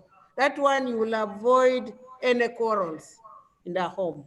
Because when you have food there, the little money you are adding to the madam, I think everything will move on well. Even some people are now saying, those school-going children who are at home, they are now adding labor to the family. So those are some of the positive things which COVID is trying to do. I want to thank you so much for listening to us, and I thank everybody who has contributed in this program right now. I also want to thank the organizers for this program today. Thank you for listening. Thank you very much. Stay safe. Wow, stay safe and stay healthy, stay wealthy. Thank you very much. That was Gertrude Badaru, who was our keynote address presenter. And now we are basically coming to the end of this webinar. I want to thank everybody who has directly or virtually participated in this webinar organized by the West Nile Humanitarian Platform. And I want to particularly thank the host, Boniface, who has not been visibly, but you know all these organizations, connections, technology, everything. An invitation has been done by Boniface. Boniface, I especially want to extend this appreciation to you. Wherever you are, I was told reliably, you are in Moyo. That's very nice. Moyo is quite a fertile place, very hilly and hills with a volcanic soil that produces a lot. I think that's very good. Before I just do that. Thank you, Onesimus. I've been quiet for a while. I think it's true. Thank you very much for the good work. As you said, I'm in Moyo, in Paloronya settlement, particularly deliberating on a similar issue related to agriculture and livelihood. Thank you. You're welcome, Boniface. Thank you so much. There was this issue that came in the course of discussions about connection between malaria and COVID-19. I think statistic right now states that within this year, half a year, the mortality has been globally 509,669. About 500,000 of people have died of malaria within half a year. So mathematically, if you project this end of year, we expect 1 million deaths of malaria. But 2019, last year, the whole year, 12 months, the mortality due to malaria was only 405. So this basically tells us there should be a connection between malaria mortality and COVID-19 response. All right, I thank you so much, particularly on these concluding remarks. Gertrude has basically mentioned one thing. In all the things that we see, the driving force is attitude, negative attitude. The mindset is the biggest driving force that makes people move. We still believe in certain crops that our grandfathers and grandmothers left. That's all. Whatever you do, they will not take it up. Secondly, the uptake of services. She has told us there are now opportunities of agricultural loans, but then I expect local governments, lower local governments, I know there are CDOs, the agricultural officers, production officers at sub-county level. I believe they should be with such information when they do their extension services that they identify farmers who really qualify for these things and should be able to encourage them to do these things. And basically, the aspect of poor seeds is true. We didn't know that some seeds are called special seeds. For us, what we know is what we eat is seed. So we basically plant what resembles seeds. But we now need to know, if you have any doubt, please, just walk to a technical person. We have these seed outlets. And I think those are there in Arua. I used to go to Munguiko and other places. Probably you can get reliable seeds. You spend all the time, your labor producing, developing gardens, but if you put poor seeds, nothing will still come out. So I want to say, I appreciate Gertrude for saying, why do we talk so much about negative things? Let us remember, there are also positive things that has come.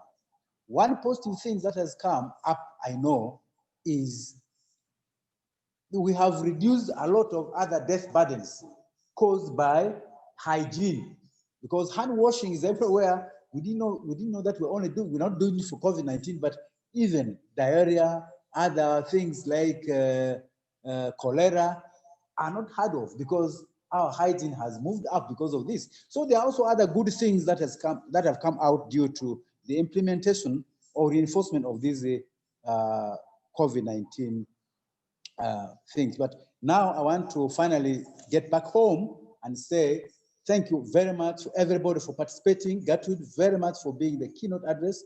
One thing, Moses. Hello? Did you say the hands? I can see 2 hands raised. Oh, there are still 2 hands raised. Yes. Although our times are, but honestly, due to this demand, I will not hesitate picking only those 2 hands up.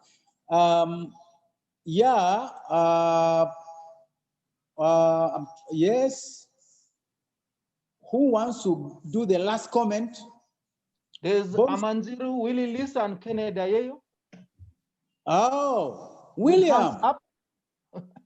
Yes. William. Yes, Yes, I'm online. William. Yes, I'm on to Willie, yes. Leslie, you are up. Thank you so much. And I need to, in a special way, thank Madame Gertrude for what she has elaborately put across. But I think as community of West Nile, let's ride a bit conscious. You know, we used to have our indigenous seeds. And because of many studies, many books were read from outside our country and merely adopted, we have literally killed all our indigenous seeds. And this has raised a lot of concerns in the communities. And I think also now the community is trying to learn more from us who are called experts. And that is why they have a lot of reservations to some of the ideas, some of the knowledge, some of the words we speak to them. Then I think too is as government, I think this government of ours needs to first restructure something small. Yes, we are an agriculture economy, but I don't think 90% or 70% or 80% or 50% of the population can get involved in agriculture. You see, we could learn better on how government can mechanize our agriculture system based on regional approaches, just like what Gertrude said, because I have failed to understand why we are always in this thing of group. When we do not have indicators of how these groups have flourished, on how these groups are beneficial, on how we can learn from these groups. I have seen groupings in many situations, but at the end of the day, these groupings are personally owned. So let's learn from some of these mistakes to give us really a go ahead, because the more we get indoctrinated into it, I think the more we kill our identity and the more we kill our future. Thank you. Thank you very much, William. You reminded me, recently I had to travel looking for multicolored maize seeds. These are things I used to enjoy those days. I had to go to Congo, DRC to get them. You can't get them anywhere in our village today. So those are things Gertrude and other experts need to look at. Not everything traditional is bad. Just like not everything black is evil. Thank you so much. Okay. And Kennedy, you seem to be having too quick from me. Final one. Yeah, the last one, Kennedy, take note. That's the last thing in 1 minute. Yes, you said what has COVID brought is something good. Yes, COVID has also brought something good. And I joked with you in the morning that because of COVID, I've been able to preach 3 times. I've never preached before. But that's a joke. That's a joke. The real issue is to the panelists. What is our take home? We would like to get a quick summary of that. What is the deliverable as immediate outcome of this discussion? We want to know, because some people are out there also waiting to see what is the snapshot summary of our discussion. Number 2, I want to quickly comment on what William has just said, that group approach is indeed failure. I think my own experience and other studies have shown that we can only use groups for information, for education, and for knowledge building. But combining the groups to run an enterprise is a failure.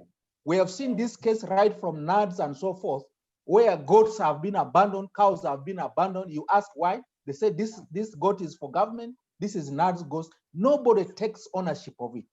I think the best approach is to work with the individual production units so that we only bring in the group to promote issues of marketing, issues of knowledge, issues of education, and so forth. Thank you so much. God bless you for God and my country. Thank you very much. Indeed, no approach can do it all. Yeah, but nevertheless, group approach is still a very good entry point, but I think we'll still use it to some extent. But where it doesn't work, we also know the limit somewhere. Otherwise, I thank you so much. We need to know that the truth of the matter about poverty, about hunger, all these things start from the mind, the mindset. Poverty is not in the pocket, poverty is in the mind. Hunger is not in the stomach, hunger is in the mind. Once you set your mind that if you eat potatoes, it is not full meal, If you eat this, you don't believe in it, you will not even believe in it. So let us change our mindset. But I think I need to call upon all our CSO workers, partners, government partners, at lower local governments. Let's try to get people understand through many participatory approaches to change mindset. People need to change mindset and look things from different perspectives. And I know other things can easily be done, like poor quality seeds, agricultural loans. These ones, with other interventions, can easily come. But I want now finally say we are very grateful for many of you for being able to chip in.